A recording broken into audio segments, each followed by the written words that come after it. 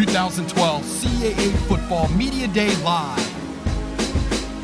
Yes, 2 decades of coaching now at Maine for head coach Jack Cosgrove.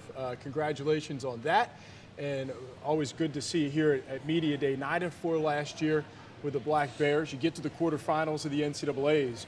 How much can that carry over from last year's team into this year, what you guys were able to accomplish? Well, we're hopeful as a staff and team that we learned a lot of lessons last year from the previous year that we put into play and feel like this is a smart football team, that they're going to learn from their experiences and we're going to grow. We've got some talented players back, but we've got some talented players to replace. So right. That's going to be a work in progress once we get to preseason.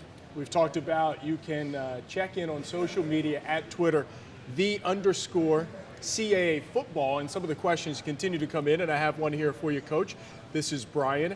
Says he's pretty shocked to see that Maine is picked to finish 6th in the CAA. He feels like this team could be much better than that. I'm sure you too, as a head coach, feels the same way. Can that be motivation for your team to look down those preseason rankings and see that you're 6th right now? Well, I've never, and I'll say what I always say, I've never really put a lot of stock in it because there's been years when I think we were 9th last year. Right. So, I mean, I don't put a lot of stock in that stuff.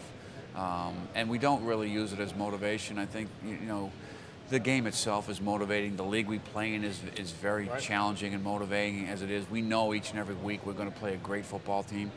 We know we have questions, and if we don't answer those questions positively, we could fall from 6th to lower. Right. We know if we have the positive outcome, we can be up there in a battle in the hunt like we were last year. You look to replace your quarterback at Warren Smith. Tell us how that process is going. Well, you know, Warren certainly was outstanding for us last year. Had a great year for us, and you know, but this is college football. He graduated, and the next guy's in. That's the way it goes. And we've got a couple of young men, Marcus Washaleski and John Ebeling, who've been preparing and practicing. John's got some great game experience playing for us as a slot receiver last year in the playoffs. Scored touchdowns against Appalachian State and Georgia Southern. Marcus less experience, but certainly both of them are the kind of guys, kind of young men we want at the position. They're great teammates, great leaders, and we feel like with one of those two guys we can win football games. On the defensive side, linebacker Dante Dettis, who led the team in tackles in 2009, 2010, missed all of last year with an injury. Yeah. As he comes back, what are the expectations, and can he kind of pick up? I think fans want to know that. Can he pick up where he left off? I don't know how Dante survived last year. You know, here's a guy, his roommate is Vincent Gibbons, his best friends are Trevor Costa and Jerome. They're all seniors. He's going into his senior year. He has the surgery in the spring, misses the year. He had to be chomping at the bit, and I know his name's on that preseason list. It'll be there at the end of the year. He's so incredibly excited to get back on the field and play football. And we're excited for him because he's had a great offseason. You know, when you have something taken away from your life, right, and now it's back, I think we're going to see the results from Dante on that one.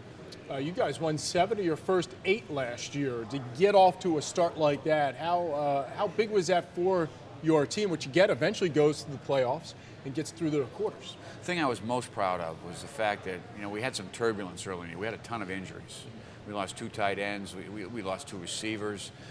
We had a bye week. We played the first 3 non-league, and we had the bye week. And we just really benefited by that. The team came together. We realized where we were, what we had to do. We kind of simplified some things offensively.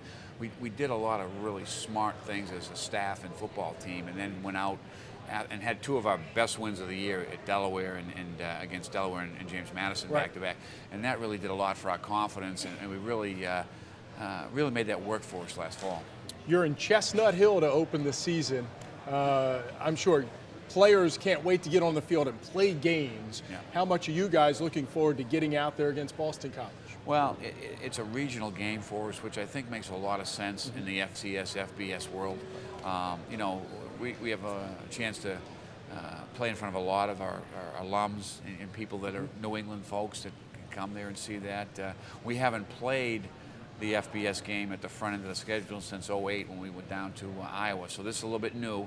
It's up front right away. You're gonna get introduced to the big time stuff right away. But it's always exciting. Our players really find a way, and our staff especially, to really put on a great performance in those type of games. We feel very good about our games against the FBS teams. You don't ease into the season, but I don't know if you'd have it any other way, Coach. You can't. No, you know, I think you look at our schedule with the two non-league games.